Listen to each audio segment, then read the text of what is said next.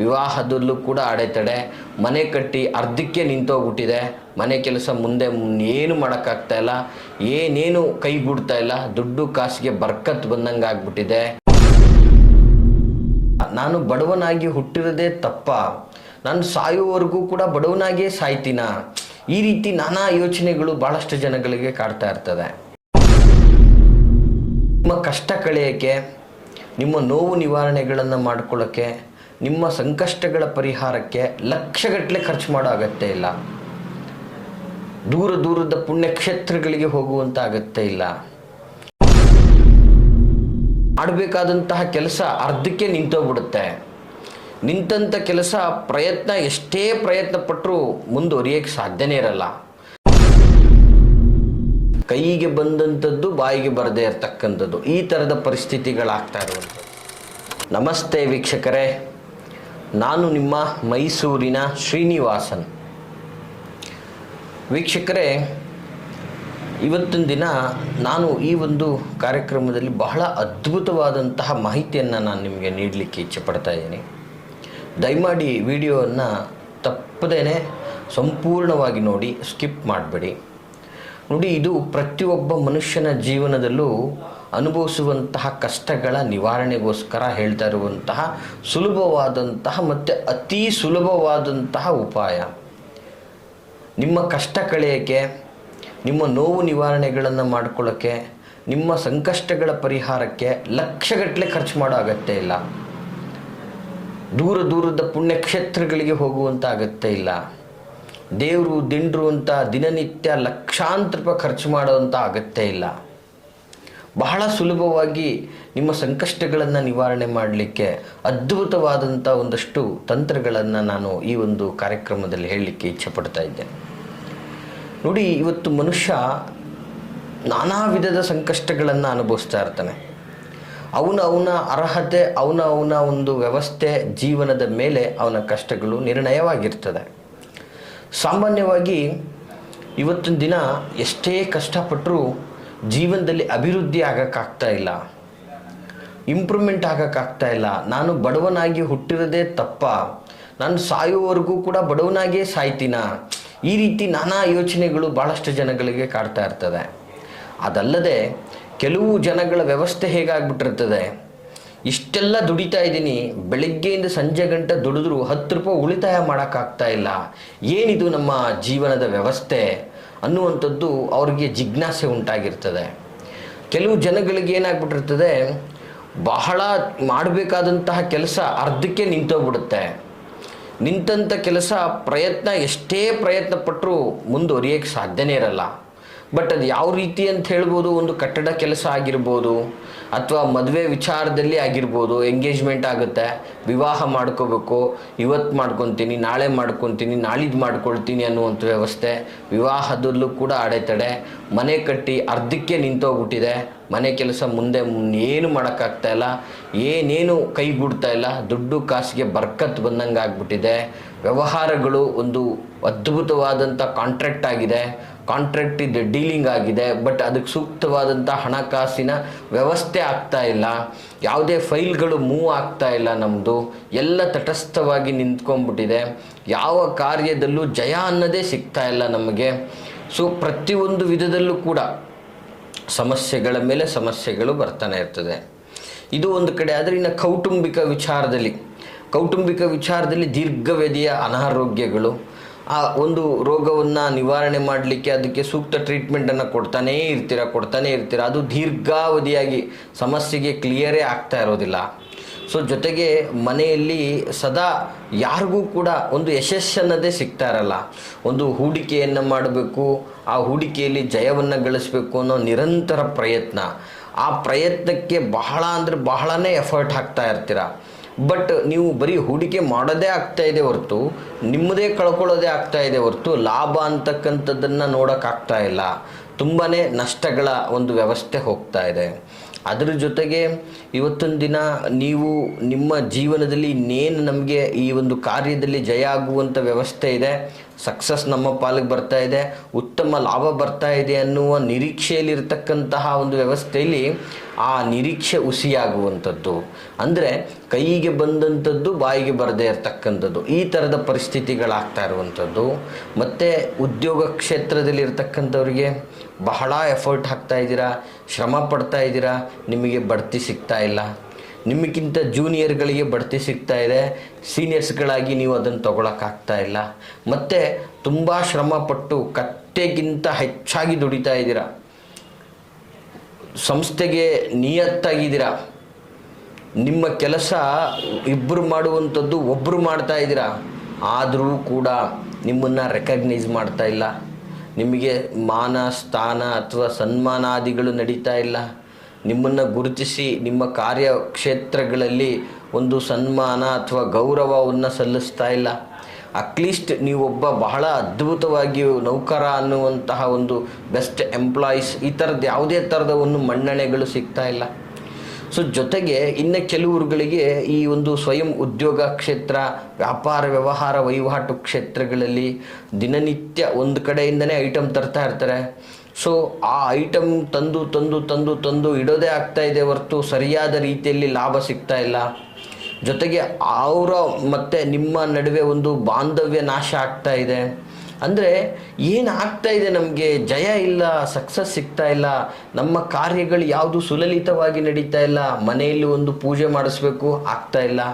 ಮನೆಯಲ್ಲಿ ಒಂದು ವಿವಾಹ ಮಾಡಿಸ್ಬೇಕು, ಆಗ್ತಾ ಇಲ್ಲ. ಮಕ್ಕಳಿಗೆ ಒಂದು ವಿದ್ಯಾಭ್ಯಾಸ ಕೊಡಿಸ್ಬೇಕು, ಒಳ್ಳೆ ಕಾಲೇಜಿಗೆ ಸೇರಿಸ್ಬೇಕು, ಒಳ್ಳೆ ಟ್ಯೂಷನ್ಗೆ ಸೇರಿಸ್ಬೇಕು, ಒಳ್ಳೆ ಕೋಚಿಂಗ್ ಕೊಡಿಸ್ಬೇಕು, ಈ ಥರದ್ದೆಲ್ಲ ಮಾಡಬೇಕು ಅನ್ನುವಂಥ ವ್ಯವಸ್ಥೆ, ಆಸೆ ತುಂಬ ಇದೆ, ಆಕಾಂಕ್ಷೆ ತುಂಬ ಇದೆ, ಇಚ್ಛೆ ಇದೆ. ಆದರೆ ಅದು ಯಾವುದೂ ಕೂಡ ಕರೆಕ್ಟಾದ ರೀತಿಯಲ್ಲಿ ಯಶಸ್ವಿ ಆಗ್ತಾ ಇಲ್ಲ. ಎಲ್ಲದರಲ್ಲೂ ಕೂಡ ಅಡೆತಡೆ ಆಗ್ತಾ ಇದೆ, ಕಷ್ಟಗಳ ಮೇಲೆ ಕಷ್ಟಗಳು ಬರ್ತಾ ಇದೆ, ದುಡ್ದಿದ್ದು ಯಾವುದೂ ನಿಲ್ತಾ ಇಲ್ಲ, ಹಣಕಾಸಿಗೆ ಬರ್ಕತ್ತಾಗ್ತಾ ಇದೆ, ವ್ಯರ್ಥ ಮನಸ್ತಾಪಗಳು ಉಂಟಾಗ್ತಾ ಇದೆ. ಈ ಥರದ್ದೆಲ್ಲ ಸಂಕಷ್ಟಗಳನ್ನು ಸಾಮಾನ್ಯವಾಗಿ ನಾವು ನೋಡ್ತಾ ಇರ್ತೀವಿ. ಇದನ್ನೇ ಒಂದು ರೀತಿಯಾದಂಥ ಸಕಲ ಕಷ್ಟಗಳು ಅಂತ ಹೇಳಿದ್ರೆ ತಪ್ಪಾಗಲಿಕ್ಕಿಲ್ಲ, ಮತ್ತು ದಟ್ಟ ದರಿದ್ರ ಅಂತ ಹೇಳಿದ್ರೂ ತಪ್ಪಾಗಲಿಕ್ಕಿಲ್ಲ. ಇಂತಹ ದರಿದ್ರಗಳ ವಿಮೋಚನೆಗೆ ಸುಲಭವಾಗಿ ನೋಡಿ, ಇದನ್ನೆಲ್ಲ ನಿವಾರಣೆಗೆ ನೋಡಿ, ಸಕಲ ವಿಘ್ನ ನಿವಾರಣೆಗೋಸ್ಕರ ನೀವು ನಿತ್ಯ ವಿಘ್ನ ವಿನಾಯಕನಾದಂತಹ ಲಂಬೋದರನಾದಂತಹ ಗಣಪತಿಯ ಪೂಜೆಗೆ ಸಲ್ಲಿಸ್ಬೋದು, ಅಥವಾ ಮನೆಯಲ್ಲಿ ಗಣಪತಿ ಹೋಮಗಳನ್ನು ಮಾಡಿಸ್ಬೋದು, ನಿತ್ಯ ನಿರಂತರವಾಗಿ ಚತುರ್ಥಿಯನ್ನು ಆಚರಿಸ್ಕೊಂಡು ಬರ್ಬೋದು. ಸೊ ಈ ಥರದ್ದೆಲ್ಲ ನೀವು ಮಾಡ್ಕೊಂಬಂದ್ರೂ ಕೂಡ ಸಾಮಾನ್ಯವಾಗಿ ನಿಮಗೆ ಗೊತ್ತಿರತಕ್ಕಂಥ ಒಂದಷ್ಟು ಪರಿಹಾರಗಳನ್ನು ನಿತ್ಯ ನಿರಂತರವಾಗಿ ನೀವು ಮಾಡಿಕೊಂಡು ಬಂದರೂ ಕೂಡ ನಿಮ್ಮ ಕಷ್ಟ ಕಳೀತಾ ಇಲ್ಲ. ಸೊ ಇಂತಹ ಪರಿಸ್ಥಿತಿಯಲ್ಲಿದ್ದಾಗ ನಿಮ್ಮ ಕಷ್ಟ ನಿವಾರಣೆಗಳಿಗೆ ನಿಂತ ನಿಮ್ಮ ಕಾರ್ಯಗಳು ಪ್ರಾರಂಭ ಆಗಬೇಕು, ಜೀವನದಲ್ಲಿ ಯಶಸ್ಸನ್ನು ಕಾಣಬೇಕು, ಅಭಿವೃದ್ಧಿಯನ್ನು ಕಾಣಬೇಕು ಅನ್ನುವಂಥ ವ್ಯವಸ್ಥೆ ಇದ್ದಂಥವ್ರು ಕ್ಷೇಮವಾಗಿ ಹೋಗಿ ಲಾಭವಾಗಿ ಹಿಂತಿರುಗಬೇಕು, ದಿನನಿತ್ಯ ಲಾಭದಲ್ಲಿ ಬದುಕಬೇಕು. ಇಂತಹ ವ್ಯವಸ್ಥೆಯಲ್ಲಿ ಏನು ಮಾಡಬೇಕು ನೋಡಿ ವೀಕ್ಷಕರೇ, ನೀವು ನಾನಾ ಪರಿಹಾರಗಳನ್ನು ಮಾಡಿರ್ಬೋದು. ಈ ಒಂದು ಸಣ್ಣ ಪರಿಹಾರವನ್ನು ಮಾಡಿ ಅದ್ಭುತವಾಗಿ ನಿಮಗೆ ಒಳ್ಳೆಯದಾಗುತ್ತೆ. ಬಟ್ ನೀವು ಈ ತಂತ್ರ ಮಾಡಲಿಕ್ಕೂ ಮುನ್ನ ತಂತ್ರಗಳ ಮೇಲೆ, ದೈವಗಳ ಮೇಲೆ ಅಪಾರವಾದ ನಂಬಿಕೆ ಇಟ್ಟು ನಿಮ್ಮನ್ನು ನೀವು ಸಂಪೂರ್ಣವಾಗಿ ದೈವಕ್ಕೆ ಸಮರ್ಪಣೆಯನ್ನು ಮಾಡಿಕೊಂಡು ತಲ್ಲೀನರಾಗಿ ಏಕಭಾವದಿಂದ ಸದಾ ಚಿತ್ತತೆಯಿಂದ ಈ ಒಂದು ತಂತ್ರ ಮಾಡಿ ನೋಡಿ, ಖಂಡಿತವಾಗಿ ನಿಮಗೆ ರಿಸಲ್ಟ್ ಸಿಗ್ತದೆ. ಎಲ್ಲ ಒಂದು ಸ್ವಯಂ ಪ್ರೇರಿತವಾಗಿ ಸ್ವಇಚ್ಛೆಯಿಂದ ಏಕಭಾವದಲ್ಲಿ ಏಕಚಿತ್ತರಾಗಿ ಈ ಒಂದು ತಂತ್ರವನ್ನು ನೀವು ಮಾಡುವುದರಿಂದ ಖಂಡಿತವಾಗಿಯೂ ನಿಮ್ಮ ದರಿದ್ರಗಳು ನಾಶವಾಗ್ತದೆ ಅಂತ ಹೇಳಲಿಕ್ಕೆ ಇಷ್ಟಪಡ್ತೀನಿ. ಹಾಗಾದರೆ ಯಾವುದಪ್ಪ ಈ ತಂತ್ರ ಅನ್ನುವಂಥದ್ದು ನೋಡಿ, ಸೂಕ್ಷ್ಮವಾಗಿ ನೋಟ್ ಮಾಡಿಕೊಳ್ಳಿ ವೀಕ್ಷಕರೇ. ಬಹಳ ಸುಲಭವಾದಂತಹ ಒಂದು ತಂತ್ರವಾಗಿರ್ತದೆ. ತಂತ್ರ ವಿಶೇಷವಾಗಿ ಶನಿವಾರದ ಮಧ್ಯಾಹ್ನದಲ್ಲಿ ಸುಮಾರು 12 ಗಂಟೆ ವೀಕ್ಷಕರೇ, ಇದನ್ನು ಶನಿವಾರದ ದಿನವೇ ಮಾಡಬೇಕು. ಮತ್ತು 12 ಗಂಟೆ ಸಮಯಕ್ಕೆ ಸುಮಾರು ವಿಶೇಷವಾಗಿ 12 ಗಂಟೆಗೆ ಮಧ್ಯಾಹ್ನದ ಸಮಯ ಅಂತ ಅಂದ್ಕೊಳ್ಳಿ. ಸೊ 12ರಿಂದ 1 ಗಂಟೆ ಈ ಸಮಯದಲ್ಲಿ ಯಾರು ಸಂಕಷ್ಟದಲ್ಲಿರ್ತಾನೋ ಆ ವ್ಯಕ್ತಿ, ಅದು ಸ್ತ್ರೀ ಆಗ್ಬೋದು, ಪುರುಷ ಆಗ್ಬೋದು, ಎನಿಥಿಂಗ್, ನೀವು ಯುವಕರಾಗ್ಬೋದು, ಯುವತಿಯರಾಗ್ಬೋದು. ಸೊ ಇವತ್ತು ಸಂಕಷ್ಟ, ಒಂದು ಸರಮಾಲೆಗಳನ್ನೇ, ನಿಮ್ಮ ಕಾರ್ಯಗಳು ಯಾವುದೂ ಆಗ್ತಾ ಇಲ್ಲ, ಮನೆಯಲ್ಲಿ ಎಲ್ಲ ಒಂದು ವಿರುದ್ಧವಾಗಿ ನಡೀತಾ ಇದೆ ಅನ್ನುವಂತಹ ವ್ಯಕ್ತಿ ಏನು ಮಾಡಬೇಕು, ಆ ವ್ಯಕ್ತಿಯ ಹೆಬ್ಬೆರಳಿಂದ, ಕೆಳಗಡೆ ಹೆಬ್ಬೆರಳಿಂದ ತಲೆಗಂಟ ಎತ್ತರದವರೆಗೂ ಕೂಡ ಎಷ್ಟು ಎತ್ತರ ಹೈಟ್ ಇದ್ದಾರೋ ಅಷ್ಟು ದಾರವನ್ನು, ಯಾವ ದಾರ, ಕೆಂಪು ದಾರ, ಆ ಕೆಂಪು ದಾರವನ್ನು ಒಂದು ಸಲ ಅಳತೆ ತಗೋಬೇಕು. ಒಂದು ಸಲ ಅಳತೆ ತಗೊಂಡು ಅದನ್ನು 5 ಪಟ್ಟು ಮಾಡಬೇಕು. ಅಂದರೆ 1:5 ಅಂತ. ಅಂದರೆ ನಿಮ್ಮ ಪಾದದಿಂದ ತಲೆಯ ನೆತ್ತಿಯ ಗಂಟ ಎಷ್ಟು ಎತ್ತರ ಬರ್ತದೋ ದಾರ, ಕೆಂಪು ದಾರ, ಅದನ್ನು 1:5 ಅಂದರೆ 1 ಪಟ್ಟಿರೋದನ್ನು 5 ಪಟ್ಟು ತಗೋಬೇಕು. ಆ 5 ಪಟ್ಟು ತಗೊಂಡ ನಂತರ ಆ ಕೆಂಪು ದಾರವನ್ನು ವಿಶೇಷವಾಗಿ ನೀವು ಇದನ್ನು ಮಾಡಬೇಕಾದ್ರೆ ನಿಮ್ಮ ಮನೆ, ಕುಲ, ದೈವ, ದೇವರುಗಳನ್ನು ಸಂಪೂರ್ಣವಾಗಿ ಮನದಲ್ಲಿ ನೆನೆಸ್ಕೊಂಡು ಮಾಡಬೇಕಾಗ್ತದೆ ವೀಕ್ಷಕರೇ.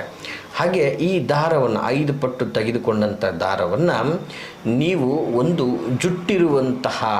ಜುಟ್ಟು ಇರುವಂತಹ ಸಂಪೂರ್ಣವಾಗಿ ಜುಟ್ಟಿರುವಂತಹ ತೆಂಗಿನ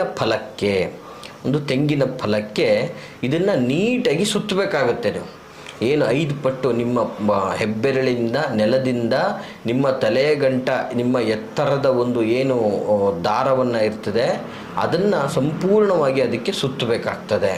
ನೀಟಾಗಿ ಅದನ್ನು ಸುತ್ತಿದ ನಂತರ ಅದನ್ನು ನಮಸ್ಕರಿಸಿ, ನಿಮ್ಮ ಯಾವುದೇ ಥರದ ಕಷ್ಟ, ದರಿದ್ರಗಳು ಯಾವುದು ನಿಮಗೆ ತೊಂದರೆ ಕೊಡ್ತಾ ಇದೆ, ಯಾವ ಕಾರ್ಯ ನಿಮಗೆ ಆಗಬೇಕಾಗಿದೆ, ದಿನನಿತ್ಯ ನಿಮಗೇನು ಆಗಬೇಕಾಗಿದೆ, ಇದನ್ನು ನೀವು ಮನದಲ್ಲಿ ನೀವು ಸಂಪೂರ್ಣವಾಗಿ ನೆನೆಸ್ಕೊಂಡು ಹರಿಯುವಂತಹ ನೀರಿಗೆ ಪ್ರವಹಿಸ್ತಾ ಇರಬೇಕದು. ನೀರು ತುಂಬ ಫೋರ್ಸಲ್ಲಿ ಹೋಗ್ತಾ ಇರಬೇಕು. ಅಂತಹ ನೀರಲ್ಲಿ ಅದನ್ನು ಬಿಡಬೇಕು. ಅದನ್ನು ಬಿಟ್ಟು ನೀವು ನಮಸ್ಕಾರ ಮಾಡಿ ಹಿಂದೆ ತಿರುಗಿ ನೋಡ್ದೇನೆ, ವೀಕ್ಷಕರೇ, ಹಿಂದೆ ತಿರುಗಿ ನೋಡ್ದೇನೆ ನೀವು ವಾಪಸ್ ಬರಬೇಕು. ಈ ರೀತಿಯಾಗಿ ಕರೆಕ್ಟಾಗಿ ನೀವು 3 ಶನಿವಾರಗಳ ಕಾಲ ಮಾಡಿದ್ದೆ ಆದರೆ ನಿಮ್ಮ ಸರ್ವ ದರಿದ್ರಗಳು ದೂರ ಆಗುತ್ತೆ, ನಿಂತ ಕಾರ್ಯಗಳು ನಡೆಯುತ್ತೆ, ಸಕಲ ಕಷ್ಟಗಳಿಂದ ನಿವಾರಣೆಯಾಗಿ ಸುಖ ಜೀವನದ ದಾರಿ ನಿಮ್ಮದಾಗುತ್ತೆ ಅಂತ ಹೇಳಕ್ಕೆ ಇಷ್ಟಪಡ್ತೀನಿ ವೀಕ್ಷಕರೇ. ಬಹಳ ಸುಲಭವಾದಂತಹ ತಂತ್ರ ಇದಾಗಿರ್ತದೆ. ಖಂಡಿತವಾಗಿ ಇಟ್ಸ್ ವರ್ಕ್. ಇದು ನಿಮಗೆ ತುಂಬ ಅದ್ಭುತವಾಗಿ ವರ್ಕ್ ಆಗ್ತದೆ. ಏಕಭಾವದಿಂದ ಕುಲ, ದೈವ, ದೇವರುಗಳನ್ನು ನೆನೆಸ್ಕೊಂಡು ಈ ತಂತ್ರವನ್ನು ಮಾಡಿ ಅಂತ ಹೇಳಕ್ಕೆ ಇಷ್ಟಪಡ್ತೀನಿ ವೀಕ್ಷಕರೇ. ಈ ಮಾಹಿತಿ ಇಷ್ಟವಾಗಿದ್ದರೆ ಲೈಕ್ ಮಾಡಿ. ಹಾಗೆ ಯಾರೆಲ್ಲ ಕಷ್ಟದಲ್ಲಿದ್ದಾರೆ ಅವ್ರಿಗೆ ಈ ಒಂದು ವಿಡಿಯೋವನ್ನು ಶೇರ್ ಮಾಡೋದನ್ನು ಮರಿಬೇಡಿ ಅಂತ ಹೇಳ್ತಾ, ಹಾಗೆ ನಿಮ್ಮ ಯಾವುದೇ ವೈಯಕ್ತಿಕ ವಿಚಾರಗಳಿಗೆ ಸಂಬಂಧಪಟ್ಟ ಹಾಗೆ ಕಾರ್ಯಕ್ರಮಗಳನ್ನು, ವಿಡಿಯೋಗಳನ್ನು ಮಾಡಬೇಕು ಅನ್ನೋದಾದರೆ, ನಿಮ್ಮ ಸಮಸ್ಯೆ ಯಾವ ವಿಚಾರ ಅಂತಕ್ಕಂಥದ್ದನ್ನು ಕಮೆಂಟಲ್ಲಿ ತಿಳಿಸಿ. ಮುಂದಿನ ದಿನಗಳಲ್ಲಿ ಅದರ ಬಗ್ಗೆನೂ ಕೂಡ ಕಾರ್ಯಕ್ರಮಗಳನ್ನು ಮಾಡ್ತೀನಿ ಅಂತ ಹೇಳ್ತಾ, ನಿಮ್ಮ ವೈಯಕ್ತಿಕ ವಿಚಾರಗಳಿಗೆ ನಮ್ಮನ್ನು ನೇರವಾಗಿ ಭೇಟಿಯಾಗಬೇಕು, ಮಾತಾಡಬೇಕು, ಸಮಾಲೋಚನೆ ಮಾಡಬೇಕು ಅನ್ನೋದಾದರೆ ನಾವಿರುವಂಥದ್ದು ಮೈಸೂರಿನ ವಿಜಯನಗರ 2ನೇ ಹಂತ KD ಸರ್ಕಲಲ್ಲಿ ನಮ್ಮ ಕಚೇರಿ ಇರ್ತಕ್ಕಂಥದ್ದು. ತಾವು ನೇರವಾಗಿ ಸಹ ಬಂದು ನಮ್ಮನ್ನು ಭೇಟಿಯಾಗ್ಬೋದು ಅಂತ ಹೇಳ್ತಾ, ಎಲ್ರಿಗೂ ಶುಭವಾಗಲಿ. ನಮಸ್ಕಾರ.